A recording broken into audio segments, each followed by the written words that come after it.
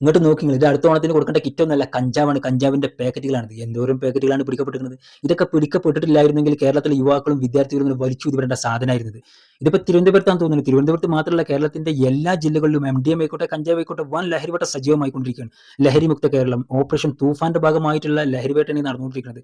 ഒരു ദിവസം തന്നെ 200, 300ലേറെ കേസുകളാണ് പിടിക്കപ്പെടുന്നത്. കോടിക്കണക്കിന് ഉറുപ്പ്യന്റെ ലഹരി സാധനങ്ങളാണ് നശിപ്പിച്ച് കളയുന്നത്. ഞാൻ അങ്ങനെ ആലോചിച്ച് നോക്കുന്നത്, എന്തുകൊണ്ടാണ് ഈ മിഷൻ നേരത്തെ വരാഞ്ഞത്? നേരത്തെ സർക്കാർ വല്ല ഓപ്പറേഷൻ തൂഫാനെന്നോ ഓപ്പറേഷൻ സിൽസില എന്നൊക്കെ പേരിട്ടാണ് ഈ ഒരു മിഷൻ തുടങ്ങിയിരുന്നെങ്കിൽ കേരളം ഇത്രയ്ക്ക് മോശമാവുന്ന ഒരിക്കലും ഉണ്ടായിരുന്നില്ല.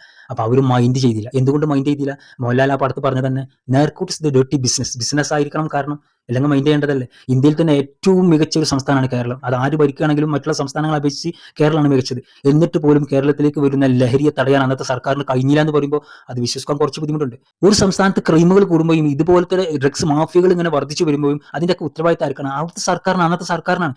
ആ സർക്കാർ വേണ്ട നടപടി എടുക്കാത്തത് കൊണ്ടാണ് ഈ ഡ്രഗ്സ് മാഫിയ ഇങ്ങനെ കൂടി വന്നത്. അതിൽ ആർക്കും സംശയമില്ലല്ലോ, ഒരു സംശയമില്ല. ഇനി പറയൂ, ആരാണ് കേരളത്തിലെ യുവാക്കളെ വഴിതെറ്റിച്ചത്, അവരുടെ ഭാവി കൊണ്ടുപോയി കൊളാക്കിയത്? ആരാണ് കേരളത്തിലെ പല കുടുംബങ്ങളെയും ശിഥിലമാക്കിയത്, ആ കുടുംബങ്ങളിലൊക്കെ സമാധാനം കൊണ്ടുപോയി കളഞ്ഞത്? ഈ ഒരു ഡ്രഗ്സിന്റെ പേരിൽ ഒരുപാട് ജീവനുകൾ പൊലിഞ്ഞു പോയിട്ടുണ്ട്. അതിന്റെയൊക്കെ ഉത്തരവാദികൾ ആരാണ്?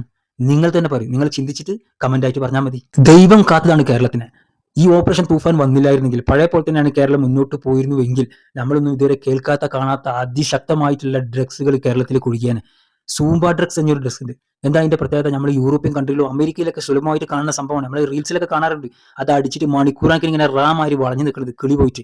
ഇതിപ്പോ കേരളത്തിൽ എത്തിയിട്ട്, പക്ഷെ ഇന്ത്യയിലെ പല ഭാഗത്തും എത്തിക്കണമെന്നാണ് എന്റെ ഒരു അറിവ്. പഴയ മാതിരി തന്നെ കേരളം മുന്നോട്ട് പോയിരുന്നുവെങ്കിൽ താമസിയാതെ കേരളത്തിൽ അത് എത്തിയിരുന്നു. കേരളത്തിലൊക്കെ അങ്ങനത്തെ ഡ്രഗ്സ് എത്തിയാൽ നിങ്ങളൊന്ന് ആലോചിച്ച്, ഇമാജിൻ ചെയ്ത് നോക്കുകയാണ് നമ്മളെ അവസ്ഥ എന്താവുന്നത്. നമ്മളൊക്കെ കവലകളിലും മറ്റുള്ള അങ്ങാടിയിലൊക്കെ ഈ ചെറുപ്പക്കാർ, ആണുങ്ങളും പെണ്ണുങ്ങളും യുവാക്കളൊക്കെ ഇങ്ങനെ ഇതടിച്ചിട്ട് കിളി പോയിട്ട് ഇങ്ങനെ കുനിഞ്ഞു നിൽക്കുന്ന ഒരു രംഗങ്ങളൊന്ന് ചിന്തിച്ചു നോക്കാണ്. ഒരു മിനിറ്റ് കുഞ്ഞിനാൽ തന്നെ അണ്ടി അടിച്ചുകൊണ്ട് പോകുന്ന ആൾക്കാരാണ് കേരളത്തിലുള്ളത്. അവരുടെ മുന്നിൽ മണിക്കൂറണക്കിന് ഇതിങ്ങനെ പോയിട്ട് കിളി പോയിട്ട് ഇങ്ങനെ കുഞ്ഞി നിൽക്കുക എന്ന് പറയുമ്പോൾ നിങ്ങൾ അവസ്ഥ തമാശക്ക് വേണ്ടി പറഞ്ഞാൽ നിങ്ങളൊന്ന് ആലോചിച്ച് നോക്കി. ഈ ഒരു ഓപ്പറേഷൻ തൂഫാൻ വന്നതുകൊണ്ട് അങ്ങനത്തെ ഒരു ഡ്രഗ്സ് ഒന്നും കേരളത്തിലേക്ക് ഒഴുകാൻ സാധ്യത കുറവാണ്.